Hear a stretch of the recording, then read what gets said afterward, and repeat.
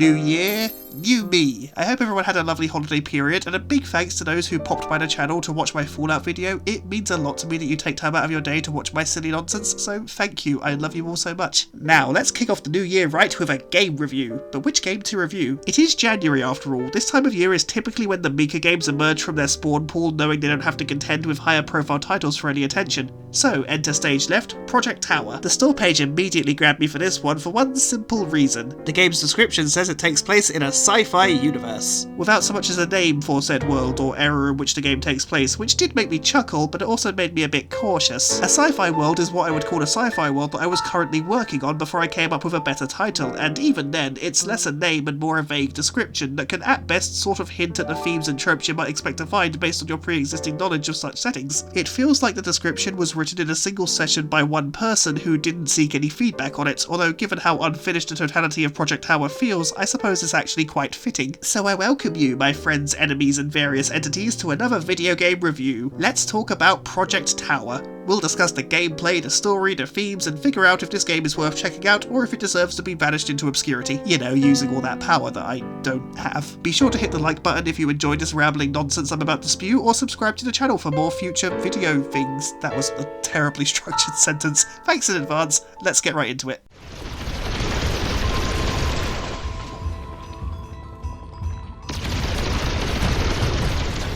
Project Tower is a third-person bullet hell shooter which also incorporates some basic platforming and puzzle-solving elements into its wider whole. The controls are simple enough. It's the usual left stick for movement, right stick to look around. You aim with L2, fire with R2, square is for melee attack, circle is for dodge, and the shoulder buttons are tied to the morphing and dashing. Most of this is probably easy enough to understand, but let's get some of the core thoughts out of the way before we talk about the really interesting ideas. Firstly, the melee combat feels dreadful. Visually, it looks awkward as your character's upper body moves when striking with your sword, but your lower body doesn't even flinch, so it looks incredibly off. And the actual damage arc of your weapon is wider than it has any reason to be, able to kill enemies a full 180 degrees behind you, even though it really fucking shouldn't. It's either that, or when enemies attack you from behind, they clip through you slightly so you can still kinda hit them with your sword when you're attacking forwards. It's hard to tell, honestly. There's no feeling of weight or impact to the sword, no combos to do or any sort of parry repose system. It's just a basic melee weapon with an admittedly kinda cool skin. Honestly, I just sort of ignored its existence after a time to focus on the firearms, which are a bit better, both in the fact that they feel like they have, well, a bit of weight behind them, and also you don't have to nestle yourself inside an enemy's taint to deal damage with them. Since ammo isn't really a thing, you don't need to be overly accurate or stingy with your bullets. Sure, every gun does have a cooldown time if you fire it for too long, but they're all incredibly brief, and after the first area, you'll already have two different guns to use. So if one runs dry, you can always switch between them if you absolutely need to maximise your damage output. Not that you ever really need to do that, but hey, the option is there. There are only about 5 ranged weapons in the entire game.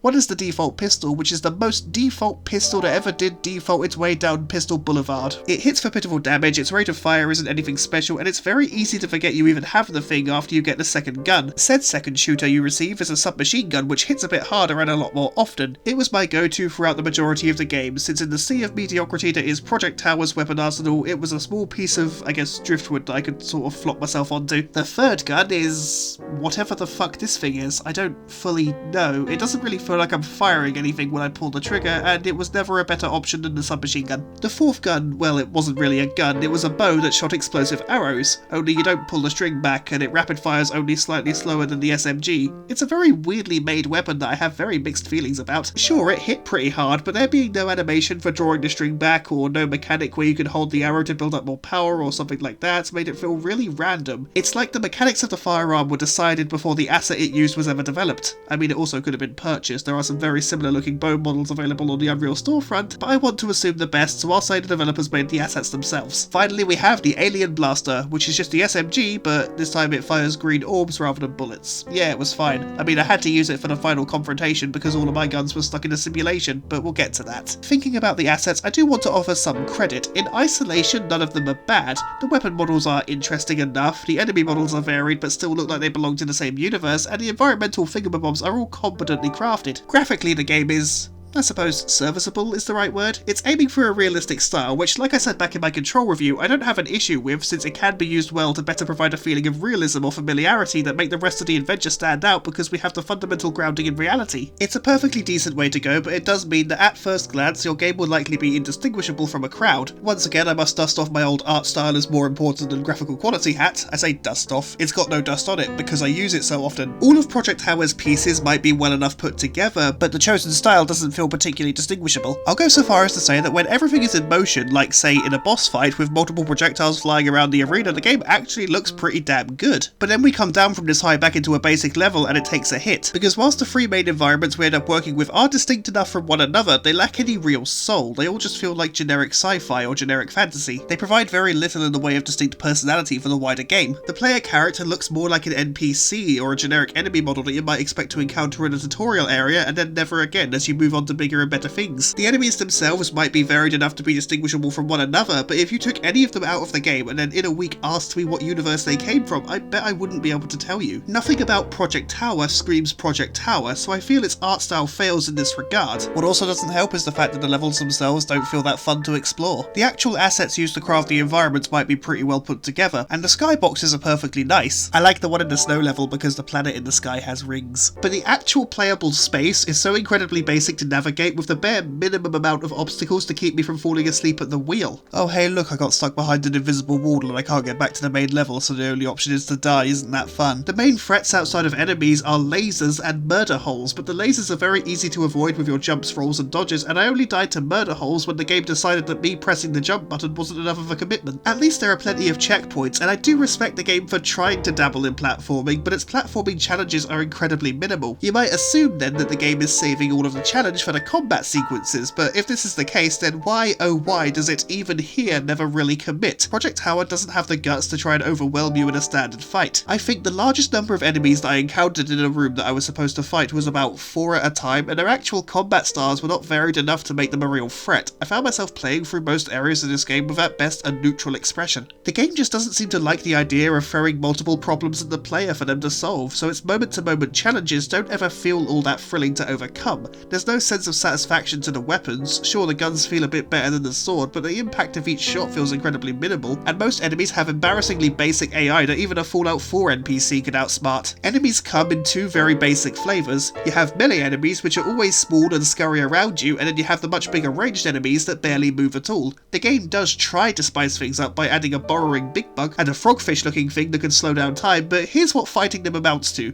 You shoot them both, you dodge their very basic attacks, and then you shoot them again. They only react in the sense of when the player is nearby, they try to kill you. The burrower only burrows before the fight begins and emerges in the same place, so I figure it's actually meant to start underground, but the render distance lets you see it anyway. And the frogfish fellow, who at least starts out invisible, will never actually use its power to close the distance. No, it just sort of teleports a few feet to the left and right. It has no melee attack based on what I saw, and its lasers are only really a significant threat if you're too close, which you never should be. A rather important lesson to take away for all combat in Project Tower: keep your distance. There was not a single combat encounter in this game that was safer to complete by staying close to your target. Staying at range meant the space between the projectiles they're throwing at you continuously grows, and it gives you more chance to avoid taking damage. It's how I beat all of the bosses. I just moved as far back as the arena would allow and peppered them with bullets. Most of their projectiles would miss me on their own by that point, and I maximised the time I had to react to their non-missing projectiles. It's worth adding here that bosses will never intentionally avoid or really block your attacks, save for one very specific instance.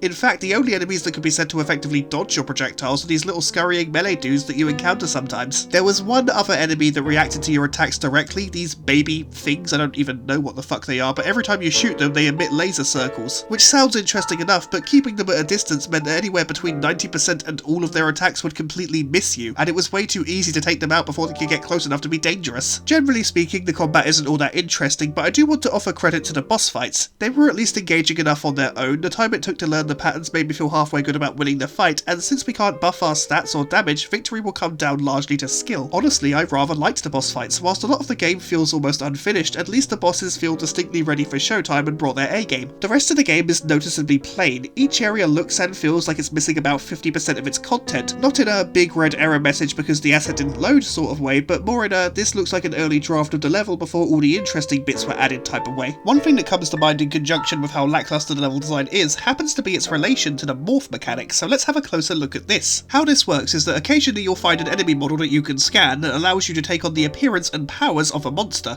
It's a great idea that's rarely anywhere near as fun or useful as it sounds. It mostly exists to allow the player to scroll through gaps too small to crouch through in a human form. It's a neat idea to give the player the enemy's attack skills, but I can count precisely one time when they were necessary to win a fight in order to progress, that being in the underwater section when a big fem boss put up this massive shield that I couldn't damage, so I needed to transform into the last boss I'd beaten to use its telekinesis power to hurl a boulder at the shield in order to disable it, and then I'd immediately swap back to my human form since its default character model can roll, dash and has a smaller hitbox. The final section is a complete joke when it comes to implementing the morph skill. You get access to the frogfish form and its time slow power. Cool, right? You want to guess how necessary it was? It wasn't, you don't need it. It's possible and not even that hard to evade all the obstacles you need the power for. At best, the spinning lasers pose a bit of a threat, but dodging, jumping and rolling will already suffice. And this particular monster's attack did so little damage and was so slow that it just wasn't fun to use. Although to be fair, none of the enemies had attacks that I actually wanted to use. I did try to play ball. I used the form in the final boss room to try and evade some of the attacks, but very quickly I stopped bothering. It takes a few seconds to fully transform, which roots you in place so you could be hit, and again, the enemy you morphed into was bigger and lacked the necessary dodge skills. The morph skill isn't great for combat. It's better for traversal, at least before the snow area, back when its alternative forms actually felt necessary to progress in a unique way, not just scan a small enemy. Now you can fit into small spaces. One area sees you needing to morph into a monster who can reveal hidden platforms, and you need to swap between these states of being mid-air to cross a murder hole. It's perfectly functional and it requires some foresight and a decent reaction time on the player's side, which I really like. Then one section needs you to transform into a statue to avoid detection by an insta-kill turret. Yay, forced stealth section, they always make the pacing of a game better. That was sarcasm if you couldn't tell. It's a functional idea at least. I didn't love it, but the statue did feel necessary, albeit in the laziest possible way. There's an early section that sees you needing to morph into whatever the fuck this flying thing is to get over larger jumps. The water level has you need to transform into one of the boss monsters to clear a path using telekinesis, so at least the morph system doesn't go completely to waste. It's just a shame that whilst there are some decent ideas at play, no area really uses them to their full potential. At best, most areas have you need to transform for one very specific section before letting you forget the morph power even exists. It's a shame just how underused this rather interesting mechanic is. If they committed to it more, the levels might have actually been halfway interesting to traverse, instead of just being the very basic gauntlet of challenges they are. And I'm going to put the word challenges in a pair of quotation marks, because describing what the levels do as challenging just doesn't feel quite right. Like I said earlier, most of the challenges are just lasers or occasionally murder holes.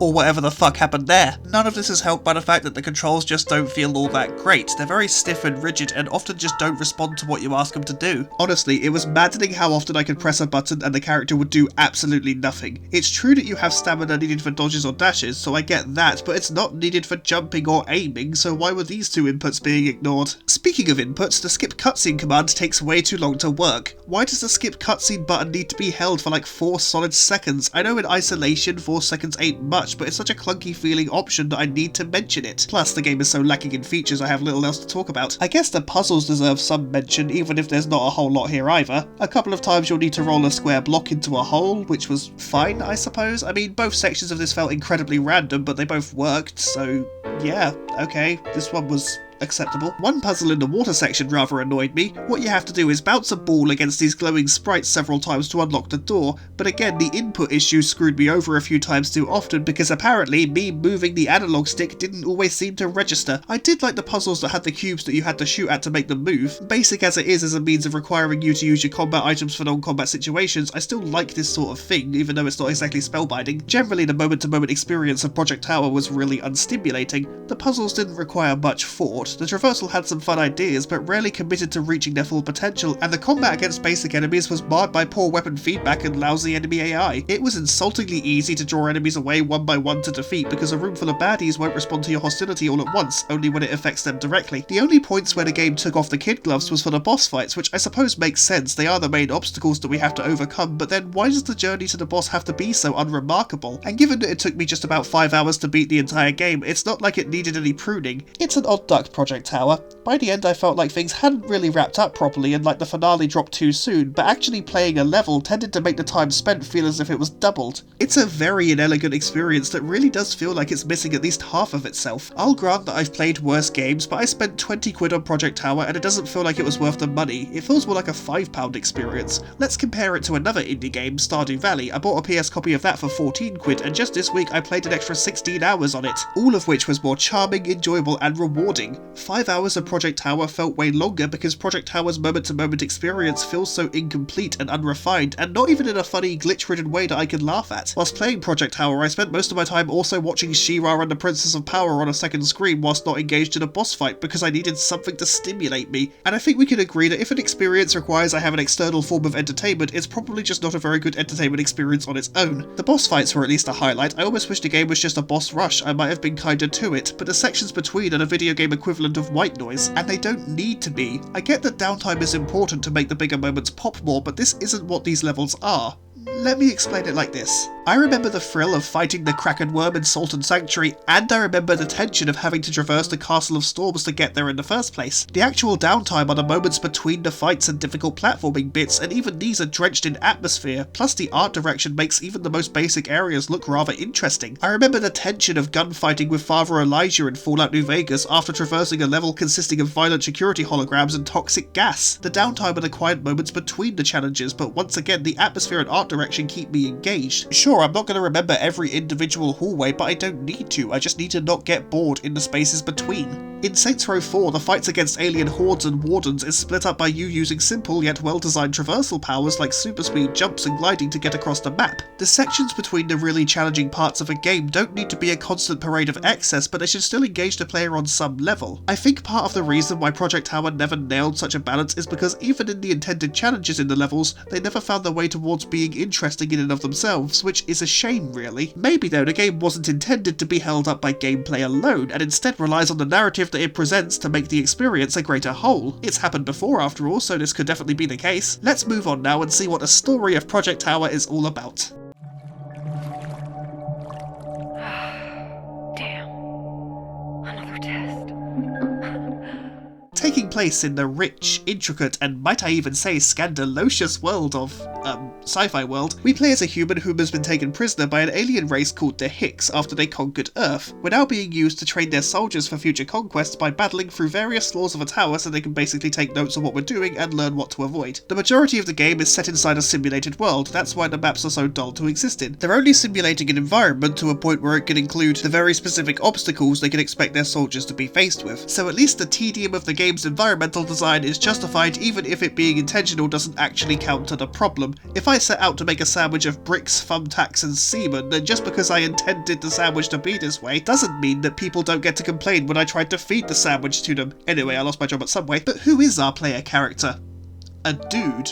Just some dude. We have no name, face, voice or personality. We're but the conduit the player uses to engage the digital space, which I know I've said in the past that I don't necessarily mind, but that's usually when the wider game world can compensate for our lack of persona. We're just a random prisoner. I think I get what the game was going for here. It could be a case that our specific identity doesn't matter, all that does is that we persist where others fail, but I will admit I am starting to get tired of that approach. It can be cool to write your own story for a character of a game, but you shouldn't have to make the game interesting. The entire game sees us climbing several tower floors, each one being a collection of combat encounters, environmental hazards and puzzles which the Hicks are using to train their own soldiers for future conflict. Now, I'm not currently leading a massive galactic conquest, no matter what they try to tell you, but I have to surmise that pitting people whose world you've conquered and lives you've destroyed against virtual enemies won't only train the observer of such an event, it'll also train the prisoners. And if you train the people whose planet you're currently raw dogging to fight back, well, what do you think is gonna happen? Sure, we're not going to be able to dash or morph outside of the simulation, but we're also being trained to use guns to avoid projectiles to learn when it is and isn't safe to counter-strike. Our jailers also promise us our freedom should we survive the gauntlet, which is likely just propaganda to drive us prisoners forward, but then again, given how dumb their main plan is, I wouldn't put it past them. About halfway through our journey, we meet a woman named Cam, Admiral of the Human Resistance, and definitely not an obvious trap. Yeah, so remember how we're currently in a simulation that's actively being observed by our captors?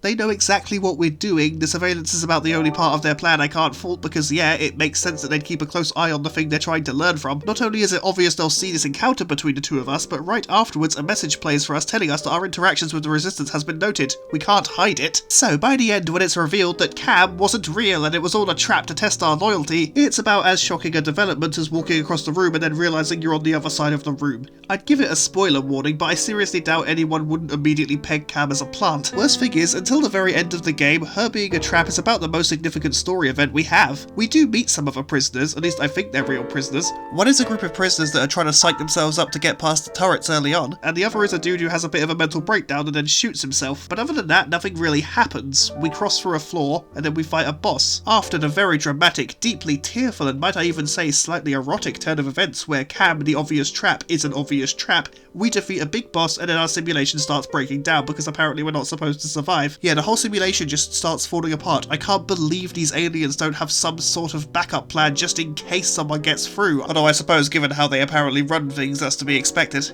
Anyway, we escape the simulation and then we're in the real world and we have to sneak around some aliens. Hooray, another forced stealth section, what a fucking fun part this is. I'm glad it's short, I would have been happier if it wasn't here. Anyway, we find a gun just in time for the final boss. Said boss is actually rather interesting. Since we're not in the simulation anymore, we don't have our full arsenal or skill set, so we do have to manage ourselves a lot more, and the fight itself is actually quite good. Until the final moments where the big guy starts deploying a black hole skill multiple times in a row that's stupidly easy to punish and counter. He then dies, a ship full of real humans arrive, pick us up, and then we fuck off into the ether. That's all she wrote, that's the whole story. Our prisoner wants to escape an alien simulation and then does do that very thing. There really aren't any deeper themes to dissect or characters to engage with. I could make an argument that the whole game is a commentary on how we will spend our lives working for the benefit of the elites, only to be discarded when our purpose is fulfilled so the big dogs can stay in power, and how the system breaks down when we do what is unexpected. But I get the sense that that wasn't the intention, or if it wasn't exactly a concept that was well explored, given the fact that we do exactly what the system wants us to do and it breaks. So I guess that doesn't even fully line up. I don't know, I really wish there was more to say, but like I mentioned a minute ago, there are no characters to really discuss, no greater themes to sink my teeth into. It really feels like the story is just here to loosely justify why the game's world exists, and why we do what we do within the game world, which again isn't the worst approach ever. It just means that when all is said and done, Project Tower will likely fade into the background. The story is basic, uninteresting, and doesn't elevate the work above the standards set by the gameplay experience. How in the hell did you escape?